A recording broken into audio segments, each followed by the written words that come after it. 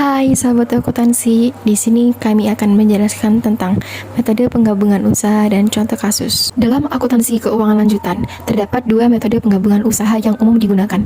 Yang pertama, ada metode penyatuan kepemilikan atau pooling of interest, menyatakan bahwa perusahaan yang bergabung tetap sebagai satu kesatuan, aktiva dan kewajiban dicatat berdasarkan nilai buku tanpa penyesuaian nilai wajar, dan tidak menghasilkan goodwill karena tidak ada transaksi pembelian. Dan yang kedua, ada metode pembelian atau purchase method, yaitu dianggap sebagai transaksi di mana satu entitas memperoleh aktiva bersih dari perusahaan lain dan selisih antara nilai wajar dan nilai buku aktiva dapat dikenakan pajak. Yang kedua, ada pencatatan aset dan kewajiban. Dalam metode pembelian, aset dan kewajiban dicatat berdasarkan nilai wajar pada saat akuisisi. Sedangkan metode penyatuan kepentingan, aset dan kewajiban dicatat berdasarkan nilai buku tanpa penyesuaian nilai wajar. Nah, terdapat perbedaan utama antara metode pembelian dan metode penyatuan kepentingan dalam penggabungan usaha. Yang pertama, ada dalam asumsi transaksi, yaitu metode pembelian yang menganggap bahwa satu entitas atau pengakuisisian membeli aset bersih dari entitas lain, sehingga tercipta goodwill jika nilai wajar aset melebihi harga beli.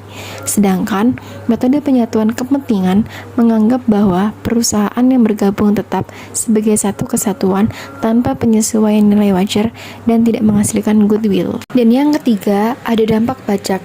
Dalam metode pembelian, dampak pajak dapat menghasilkan objek pajak karena adanya perbedaan antara nilai wajar dan nilai buku. Sedangkan metode penyatuan kepentingan tidak menimbulkan objek pajak karena menggunakan nilai buku. Terdapat contoh kasus penggabungan usaha dengan metode purchase telah terjadi bulan Desember 2020. Firma Mas Raffi ingin membeli CV sekawan maju dengan menyerahkan saham sebanyak 960 lot saham seharga Rp1.100.000 dengan nilai wajar Rp1.150.000. Adapun laporan posisi keuangan sebelum proses konsolidasi sebagai berikut.